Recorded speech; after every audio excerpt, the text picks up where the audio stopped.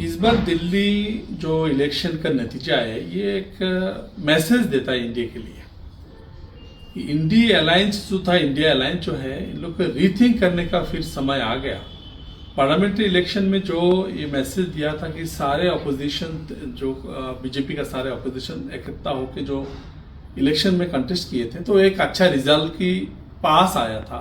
कम से कम बीजेपी को absolute majority से रुकाया था, जो 400 पार का बात था।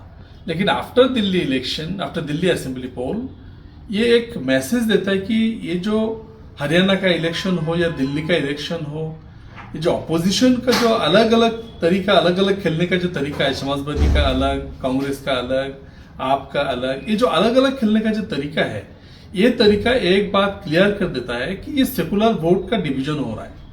सेकुलर वोट डिवीजन होगा तो बेनिफिट किसको मिलेगा? ये बेनिफिट डायरेक्ट सीधा बीजेपी को मिल रहा है। तो इसलिए एक बात स्पष्ट करना चाहता हूं कि अगर कोई चुनौती बीजेपी के सामने लाना चाहिए तो इंडिया अलायंस को रीथिंक करना पड़ेगा। इसका जो माहौल मैं देख रहा हूं कि पार्लियामेंट्री इलेक्शन से पहले सब लोग बैठे थे, सब लोग एक करके लड़ा था, फाइट किया था, अच्छा नतीजा आया था।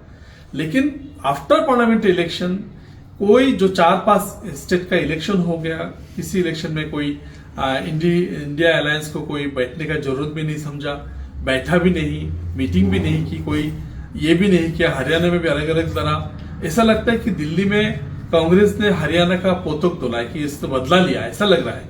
लेकिन ऐसा होने से जो सेकुलर वोट को डिवीजन हो जाएगा, बहुधा विभक्त हो जाएगा, इसका बेनिफिट बीजेपी को मिलेगा। इसलिए मैं ये कहना चाहता हूं कि इस रिजल्ट से हम लोग को ये लेसन आता है कि हर अपोजिशन एक होकर लड़ना पड़ेगा, छोटा बड़ा अपोजिशन को साथ लेकर लड़ना पड़ेगा। All anti BJP secular forces combine होने का जरूरत है और कंबाइन होकर लड़ना पड़ेगा, तभी कुछ हो सकता है।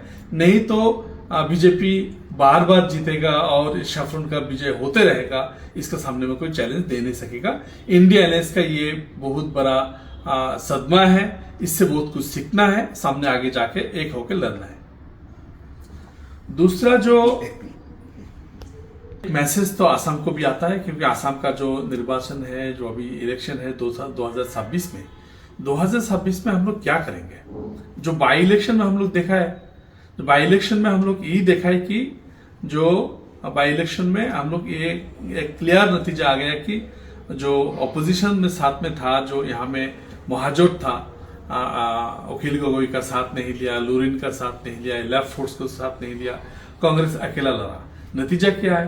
5 सीटों में 500 का पास कांग्रेस हार गया। तो 2026 में हम लोग, 2021 में जो निर्वाचन हुआ था, हम लोग कांग्रेस और कुछ लेफ्ट फोर्सेस जॉइंटली फाइट किया था। इसमें और 5-7 सीट हम लोग अगर अपर असम से जोड़ लेते तो आज गवर्नमेंट हम लोग का होता। तो ये एक सीखने का चीज है कि उस टाइम में हम लोग देखा कि अखिल गोगोई और लुरिन जीती को साथ नहीं ले पाया। अखिल गोगोई और लुरिन जीती दोनों अलग अलग से लड़ा, इसलिए बीजेपी को यहां में भी फायदा मिला। तो मैंने ये कहना चाहता हूं कि अभी आसाम का एपीसीसी को भी ये चीज सोचना है कि हम लोग अगर बीजेपी को यहां से उत्खत करना चाहते हैं, आसाम से बीजेपी को हटाना चाहते हैं, तो हम लोग एंटी बीजेपी फोर्सेस को यूनाइट करना पड़ेगा। इतना हम लोग का अहंकार हो जाएगा कि हम इसको नहीं लेंगे, उसको नहीं लेंगे, उसको नहीं बुलाएंगे। बाई इलेक्शन में नतीजा मिला, और दिल्ली का जो नतीजा है कि लास्ट 3 इलेक्शन में कंजिक्यूटिवली 0-0-0 मार रहा है, लास्ट 3 पार्लियामेंट्री में कांग्रेस में 0-0-0 मार रहा है। दिल्ली में इन लोग का हाईकमांड है, जहां में सोनिया गांधी, राहुल गांधी, प्रियंका गांधी सब वहां रहते हैं, वहां में 0-0 मार रहा है। तो अगर असम में सामने दिन, आने वाला दिन में अगर चाहते हैं कि बीजेपी को हराए, तो छोटा बड़ा चीज को हटा के अपना जो अंदर में जो अहंकार है कांग्रेस का, ये हटाना पड़ेगा। सबको मिला के एक third front, strongly all small forces, ADF, Congress, आम आदमी, जितना पार्टी है, सबको साथ में लेके मेरा ख्याल से एक अच्छा सा अगर गठबंधन बनेगा तो बीजेपी के सामने चुनौती दे सकता है। नहीं तो ये सरासर एक अपना माथा पे अपना कुठारी मारने का जैसा होगा, कभी काम नहीं आएगा। इसलिए कांग्रेस को थोड़ा गैर से सोचने का टाइम आ गया। 26 में हमारा all India United democratic front, हम लोग ये चाहते हैं कि जो सांप्रदायिक बीजेपी है, जो भ्रष्टाचारी बीजेपी है, इस बीजेपी को अगर लोग उधार के फेंकना चाहते हैं तो हम लोग खोल के सब इकट्ठा होने का जरूरत मैं आज भी महसूस करता हूं। कांग्रेस ये बोलेगा कि यूडीएफ का जरूरत नहीं है तो बाई इलेक्शन में हम लोग तो खेला नहीं, तो तब भी क्या फायदा हो गया। तो हम लोग ये कहते हैं कि अगर सेकुलर फोर्स कंबाइन हो, सबको साथ में लेकर लड़े तो ही नतीजा आएगा। इसलिए हम लोग यूडीएफ हमारा एक अपना पॉलिटिकल पार्टी है, पिछला 20 साल से हम लोग का एक आइडेंटिटी है, सेकेंड लार्जेस्ट पॉलिटिकल फोर्स भी हम लोग बन चुके हैं, आज भी 15 एमएलए हम लोग का पास है, तो हम लोग एक फोर्स है। तो हम लोग अभी सांगठनिक तरफ से हम लोग बहुत सारे जगह में हम लोग हमारा काम शुरू कर दिया, ऑर्गेनाइजेशन काम शुरू हो रहा है। तो हम लोग 26 में अगर कुछ अलायंस हो तो अच्छा बात है, नहीं होगा तो हम लोग लड़ेंगे, हमारा पार्टी अपना आइडेंटिटी से लड़ेंगे।